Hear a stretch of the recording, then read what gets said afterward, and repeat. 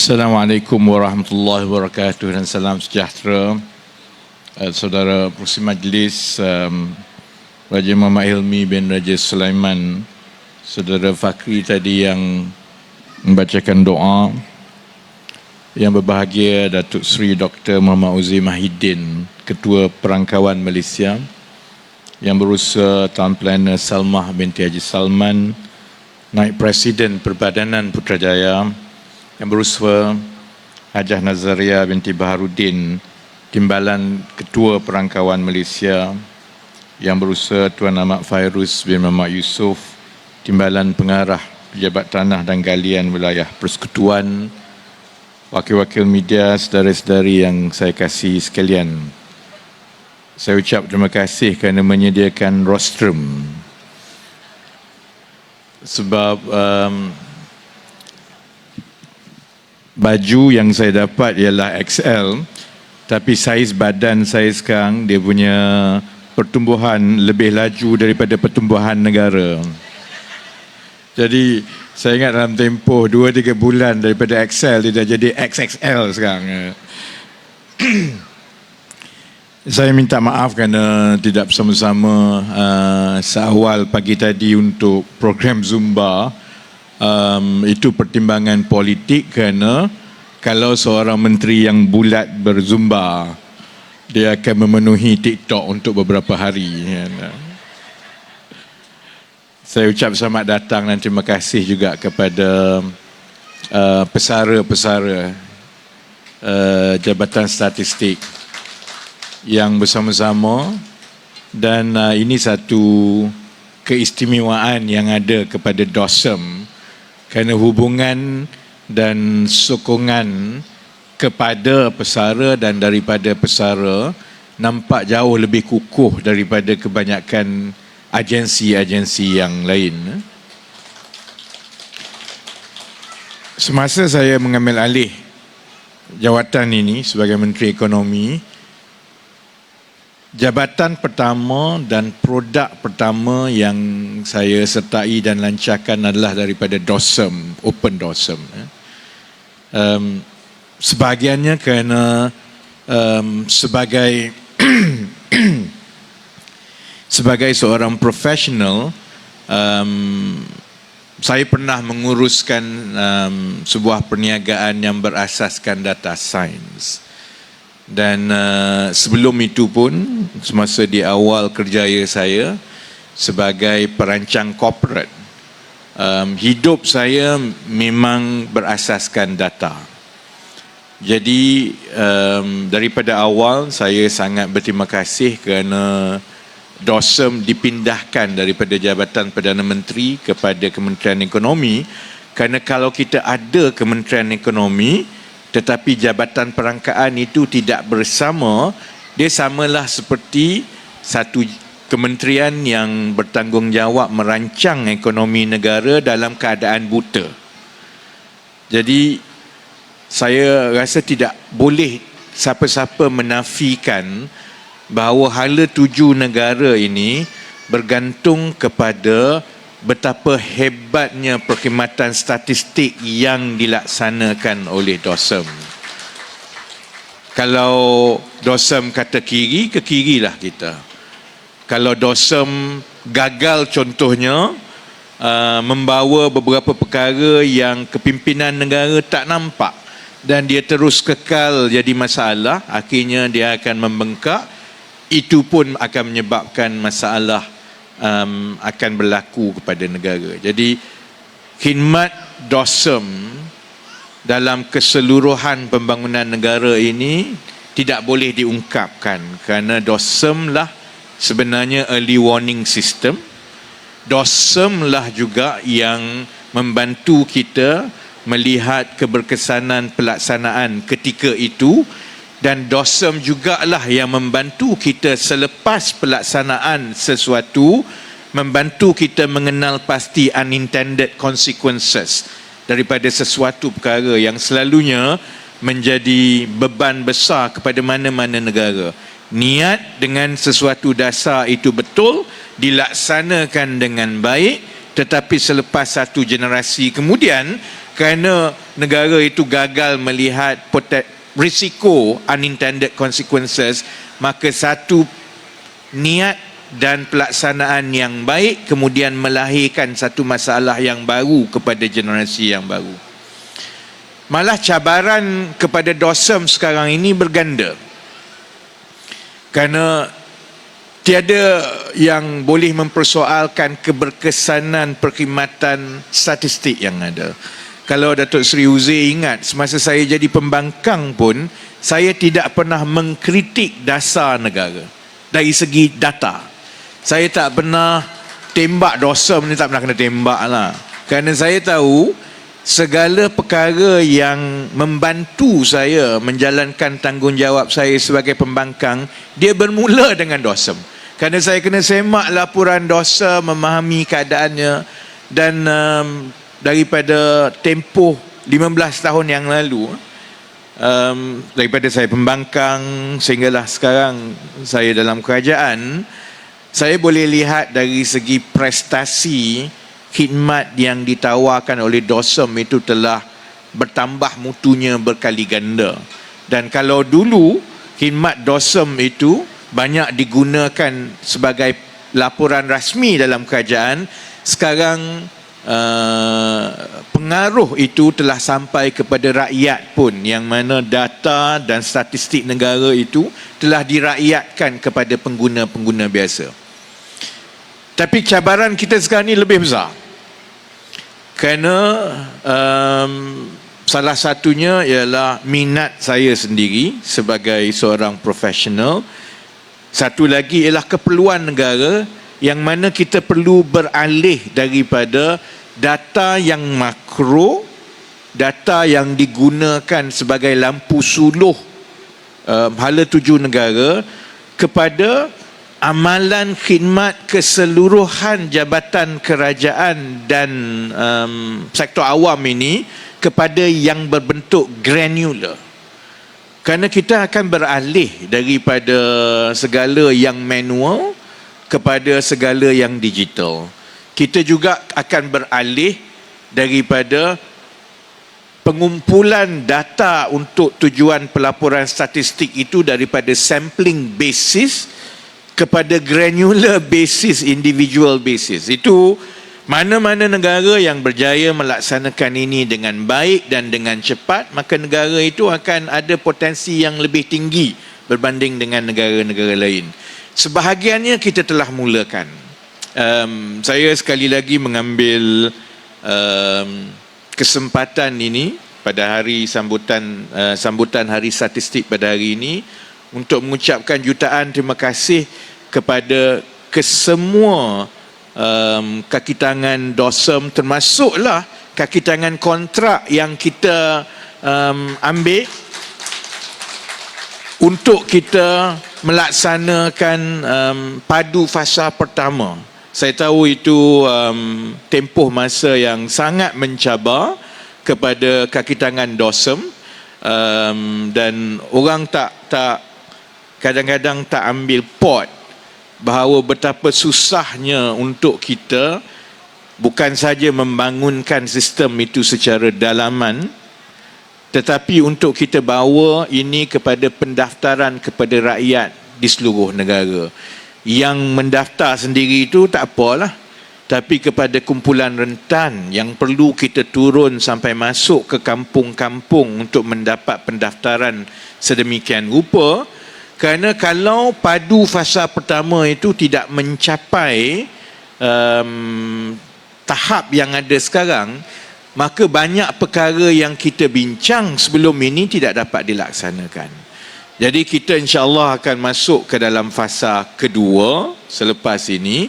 Kerajaan pun telah membuat keputusan bahawa penyasaran semula RON 95 itu akan berlaku tahun depan, dan perbincangan sedang berlaku di antara Kementerian Ekonomi dan Kementerian Kewangan untuk mencari jalan yang terbaik bagaimana kita melaksanakan ini. Tapi hakikatnya kalau kita nak melaksanakan penyasaran subsidi RON 95 melalui kaedah two-tier pricing seperti yang difikirkan sekarang, kita ada dua kaedah. Kita ada dua pendekatan yang dipertimbangkan selama lebih 1 tahun. Ya. Pertimbangan pertama ialah menaikkan harga RON 95 kepada semua orang, tetapi mereka yang layak mendapat bantuan tunai, keluarga-keluarga yang layak dapat ini, maka dapat dipindahkan bantuan tunai tiap-tiap bulan. Jadi bantuan tunai itu digunakan untuk menangani kenaikan harga minyak yang diumumkan kerana kita hanya ada satu harga untuk semua. Itu pendekatan pertama yang dibincangkan. Pendekatan kedua ialah yang mana harga itu hanya naik kepada sekumpulan kecil sahaja, tetapi sebahagian besar rakyat yang lain yang dikira layak untuk mendapat subsidi negara kekal pada harga sedia ada. Kedua-dua ini, dan sekarang ini kerajaan, saya ingat Datuk Seri Anwar telah umumkan dalam belanjawan bahawa secara prinsipnya kerajaan bersetuju untuk mengekalkan harga minyak RON 95 kepada majoriti rakyat, hanya yang tak layak saja, yang kumpulan atasan ini yang perlu membayar harga pasaran. Maksudnya kita akan ada two-tier pricing. Harga pada 2 peringkat. Kalau orang biasa pergi ke pump station, dia layak, maka dia kekal bayar macam biasa. Yang tak layak sebab kamu, ialah orang macam saya lah kan. Jadi orang macam saya, kerana tak layak, kita akan bayar harga pasaran. Pelaksanaan dua-dua pendekatan ini sama ada nak bantuan tunai seperti yang difikirkan sebelum ini, dibincangkan, ataupun kaedah terbaru ini yang perlu dilaksanakan, kedua-duanya memerlukan data. Dia bermula daripada perkara asas, iaitu sama ada seseorang ataupun sesebuah keluarga itu layak ataupun tidak untuk mendapat subsidi. Dan kelayakan itu sewajarnya mengambil kira seberapa banyak faktor ekonomi, pendapatan isi rumah dan juga tanggungan sosial sesebuah isi rumah. Jadi bayangkan kalau kita tidak buat padu tahun lepas, kalau kita nak buat sekarang, kita bergaduh pasal macam mana nak cari data. Dan kalau kita tak sediakan padu tahun lepas, maka kerajaan tidak mempunyai pilihan dari segi cara pelaksanaan yang paling kurang membebankan kepada rakyat. Tapi oleh kerana kita sudah ada, kita ada asas yang baik, itu membuka ruang kepada kerajaan untuk mencari jalan yang paling optimum dalam melaksanakan sesuatu yang sukar seperti ini. Sudah tentu nanti kerajaan akan mengumumkan mekanisme khusus setelah jabatan-jabatan yang terbabit membincangkan secara terperinci mekanisme pelaksanaannya. Kerana dia juga melibatkan contohnya pump station. Apabila kita nak melaksanakan two-tier pricing, dan kita kena bawa pump station masuk, dan itu insya-Allah saya ingat pada masa yang sesuai akan diumumkan kepada rakyat. Saya berkongsi hari ini supaya kita mengambil masa beberapa bulan ini untuk memberi pencerahan secara beransur-ansur kepada rakyat. Dan ini juga saya ambil kesempatan macam saya sebut tadi untuk mengucapkan terima kasih kepada semua yang telah membantu, daripada DOSM, daripada conceptual planning, kepada operational implementation, kepada post data construction untuk kita mengenal pasti isi rumah keluarga, kekangan mereka, dan untuk kita membuat statistical reporting, dan yang itulah yang membolehkan kerajaan membuat keputusan. Dan saya ucap terima kasih pada hari ini, kerana lepas ini saya nak minta buat kerja lagi. Lepas kita dah buat keputusan, now we have to implement. Jadi selepas habis banci pertanian, lepas ni sambung kerja baru, insyaAllah. Berkenaan dengan banci pertanian, sekali lagi, kalau sahabat-sahabat di DOSEM ingat, dia juga salah satu pet subjek saya. Dan saya bersama-sama dengan Datuk Seri Uzi dan kepimpinan DOSEM daripada awal sehinggalah soft launch, sehinggalah launch, dan sekarang ini saya tak sabar-sabar nak tengok laporan dia. Sebabnya ialah kerana pertanian moden adalah salah satu daripada sektor yang telah dikenal pasti sebagai sektor strategik negara. Pertanian moden juga adalah nyawa kita untuk 20-30 tahun akan datang. Rakyat kita akan kekal bertambah. Tanah kita kalau tidak disusun daripada sekarang, maksudnya tanah-tanah yang ada untuk tanaman makanan akan terus mahal, dan memang oleh kerana keputusan-keputusan kita masa kita nak menjadi negara membangun dahulu, kita memang bagi kelebihan kepada tanah untuk pembangunan sama ada komersial, infrastruktur, tapi bukan pertanian. Jadi dalam keadaan rakyat kita akan bertambah ramai, kemudian tanah dan sumbernya perlu dioptimumkan bagi tujuan pertanian. Pada masa yang sama juga kita berdepan dengan dua cabaran yang di luar kawalan kita. Kalau yang tadi mungkin dalam kawalan kita dari segi pertumbuhan rakyat kita dan juga dari segi guna tanah dan kegiatan ekonomi kita, ini kita boleh campur tangan, kita boleh perbetulkan balik. Tapi dua perkara yang besar bukan dalam kawalan kita. Pertama, geopolitik. Dan kalau kita lihat kepada geopolitik sekarang, kita lihat ada kecenderungan baru kebelakangan ini bahawa negara-negara di dunia ini beralih semula kepada protectionism.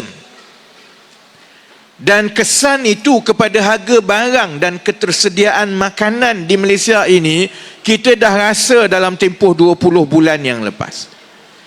Kalau India membuat keputusan bahawa beras tak boleh ekspor, beras kita akan jadi masalah. Dan kebelakangan dalam tempoh 12 bulan yang lepas, bila India buat keputusan mengenai bawang, kita pun jadi masalah dengan bawang kita. Dan masalah geopolitik ini dan kecenderungan negara-negara untuk beralih kepada protectionism akan berterusan. Kita berada di akhir era post-World War. Dunia dalam tempoh 80 tahun yang lepas, dari segi norma antarabangsa dan perdagangan, ditentukan oleh keputusan-keputusan besar selepas Perang Dunia Kedua. Era itu akan berakhir.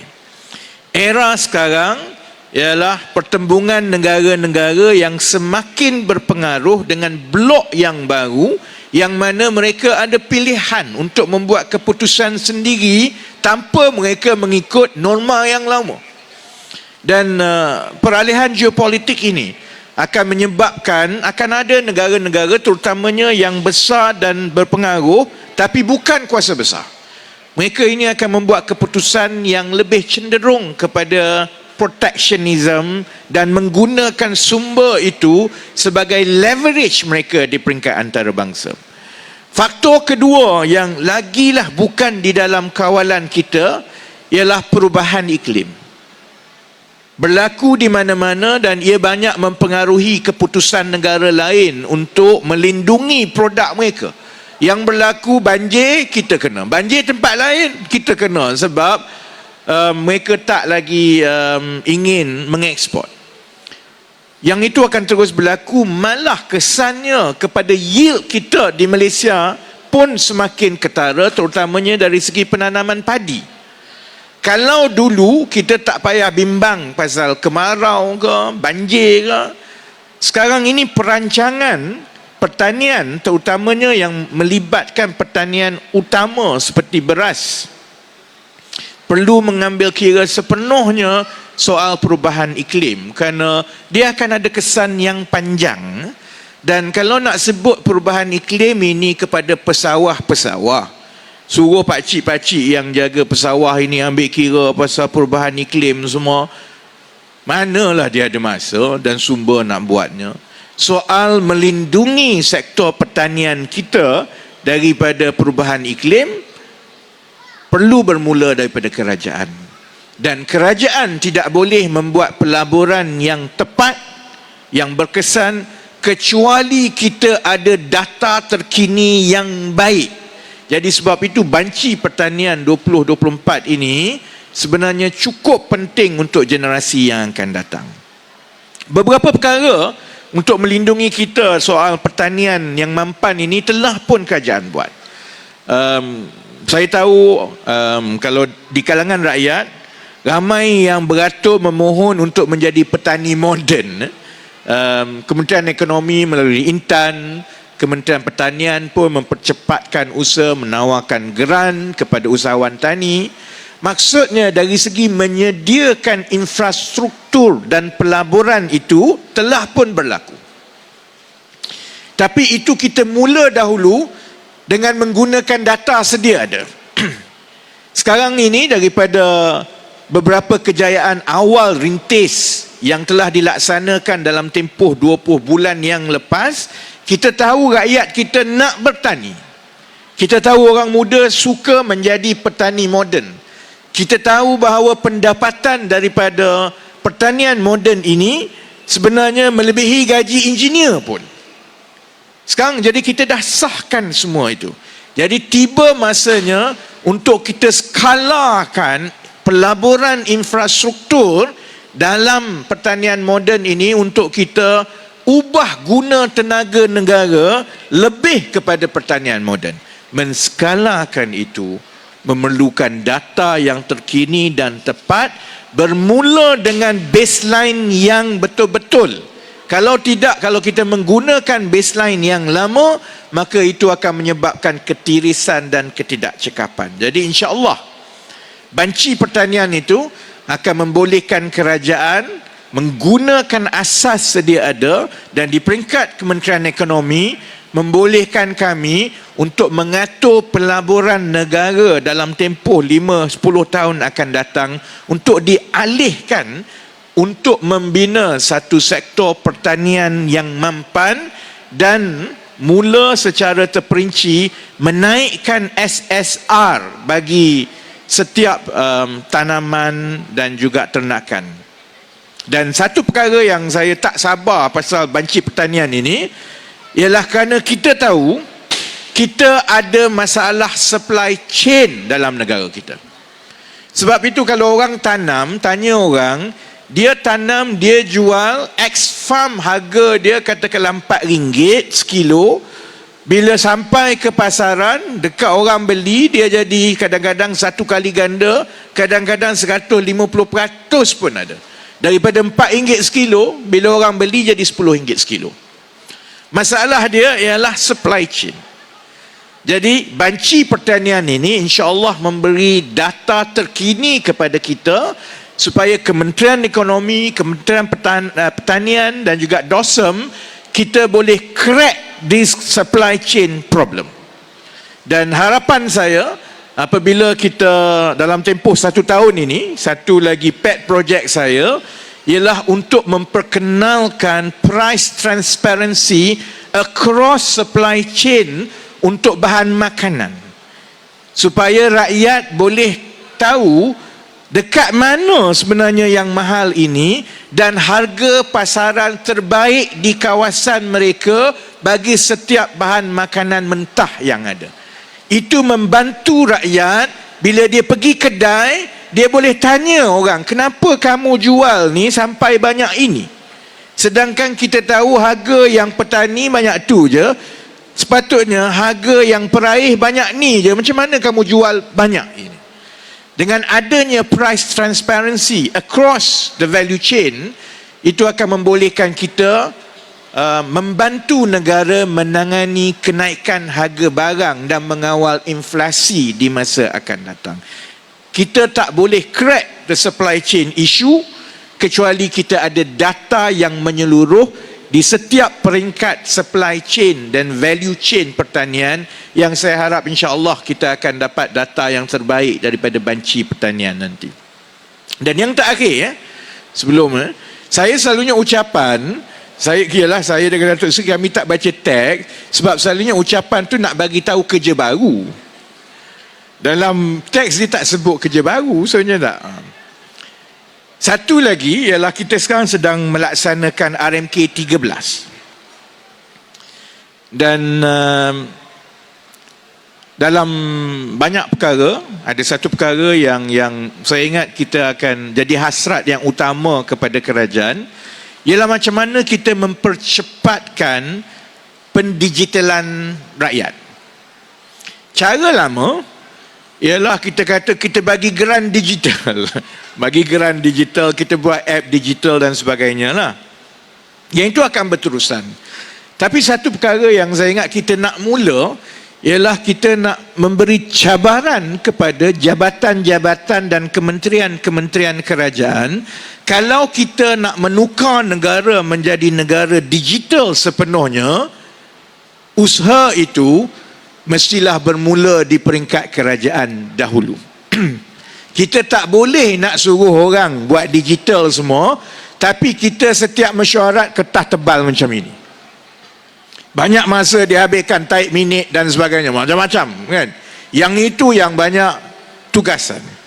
Jadi dalam RMK 13, antara yang saya nak lontarkan ialah boleh atau tidak kerajaan membuat hasrat bahawa menjelang akhir RMK 13 nanti, jabatan-jabatan kerajaan secara keseluruhannya tak ada kertas dah. Semua pakai digital dah lepas ini.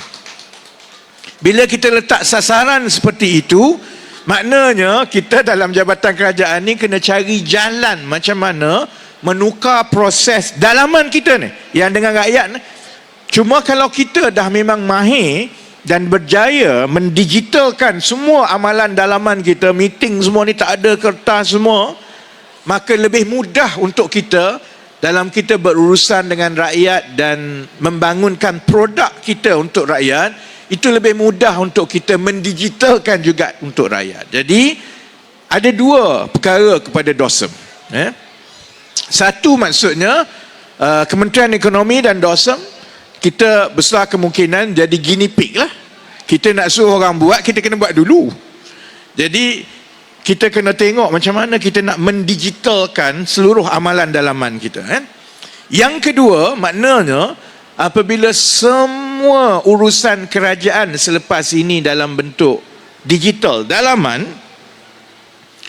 maksudnya data points yang DOSM boleh ada ni jauh lagi banyak daripada sekarang lah.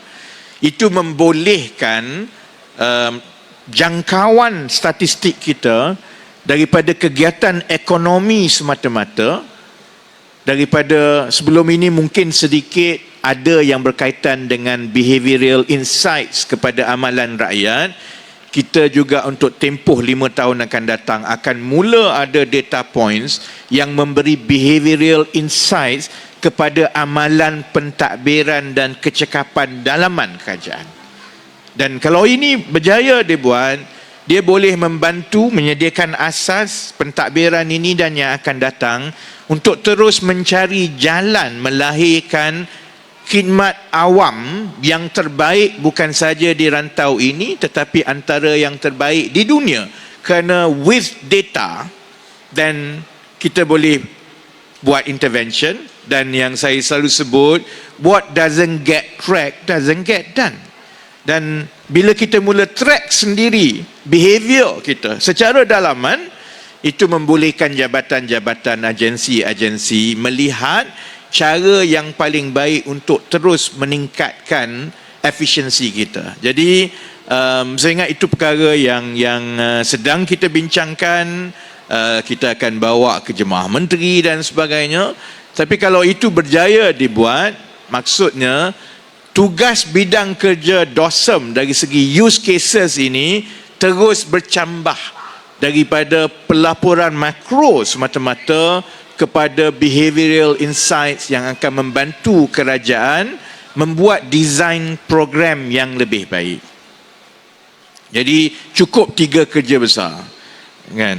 Yang itu saya sebut awal selalunya supaya kepimpinan DOSM dia balik, dia boleh fikir terus dah, tak payah nak tunggu mesyuarat rasmi ni, dia dah boleh ada imagination dia bagaimana kita nak buat.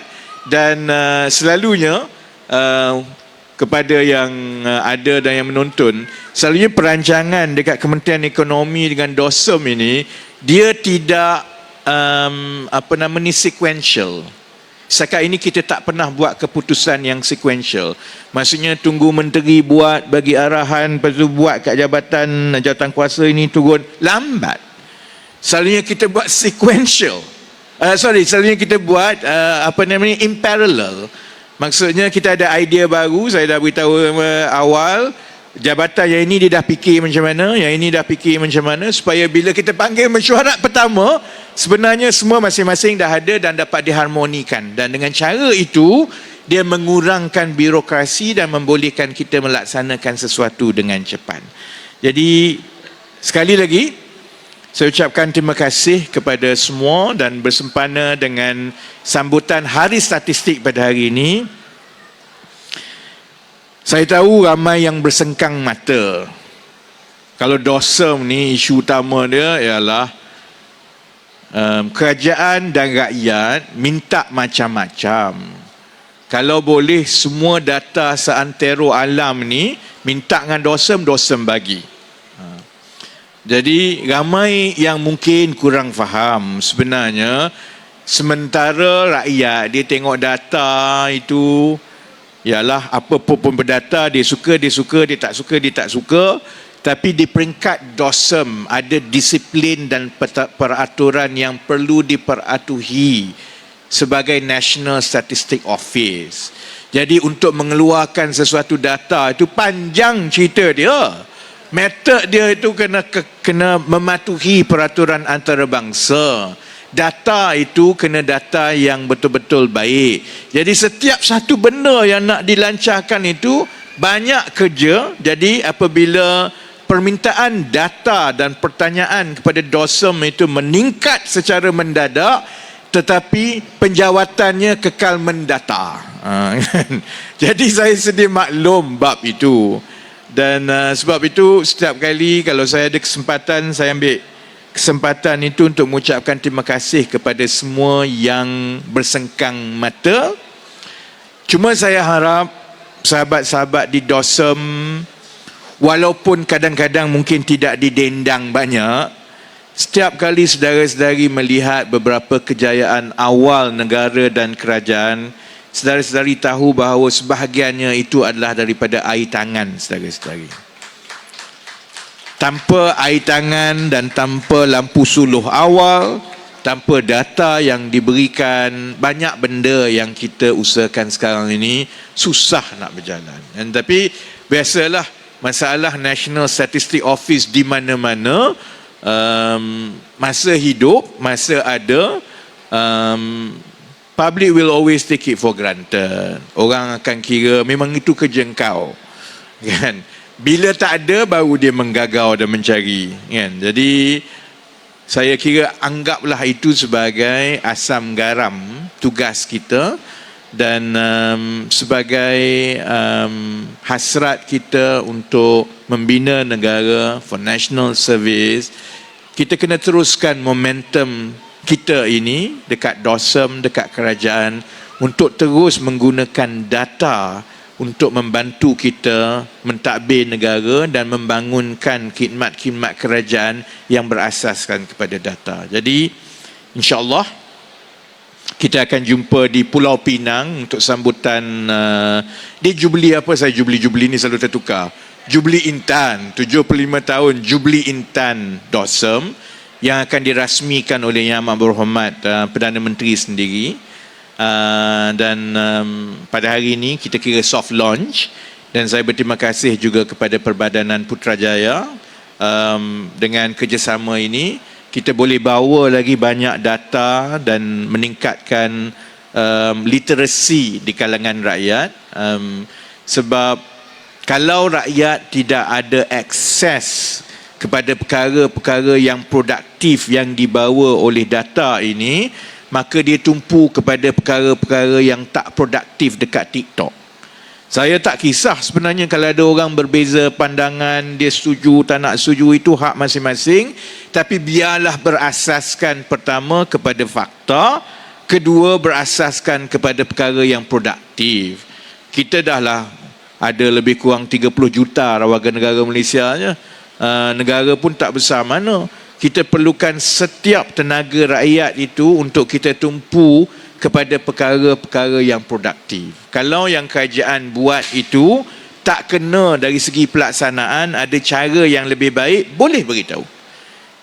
Tapi biar tumpu kepada perkara produktif. Dan itu bila kita bawa data ke peringkat rakyat, kita rakyatkan lebih, maka lebih ramai orang akan dapat pencerahan yang akan celik, supaya pemikiran mereka itu tertumpu kepada perkara produktif, dan juga pandangan mereka itu menyumbang kepada menambah baik perkara-perkara yang sedang kita baiki. Jadi terima kasih kepada Perdana Putrajaya.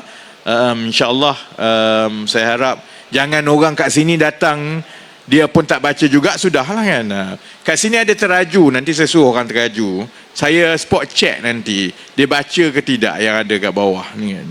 Jadi akhir sekali, kita berdoa supaya berita-berita baik dan landasan baik yang ada setakat ini, negara kita boleh kekal pada landasan ini. Kita sekarang berada di tempat yang istimewa kerana masyarakat antarabangsa semua bertumpu kepada kita. Jadi gunakanlah peluang yang ada ini untuk kita melonjakkan negara, kerana kita perlukan semua bantuan dan semua sumber daripada semua.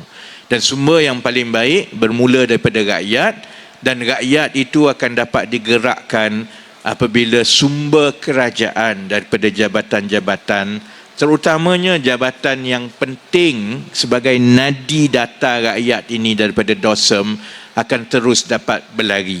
Jadi terima kasih Zumba pagi ini. Teruslah berzumba dengan data sampailah 2-3 tahun akan datang, lepas satu ke satu, insyaAllah jasa dan khidmat saudara-saudari akan terus diberkati, dan Allah gandakan lagi dengan kalau tidak kepada kita, kepada anak kita, kepada keluarga kita dan yang lain-lain. Jadi dengan doa itu, saya dengan ini melancarkan sambutan Hari Statistik bagi tahun ini, dan juga pra-pelancaran laman statistik di Sasana Putrajaya pada hari ini. Terima kasih kepada semua yang terlibat. Saya sudahi dengan wabillahi taufiq wal hidayah.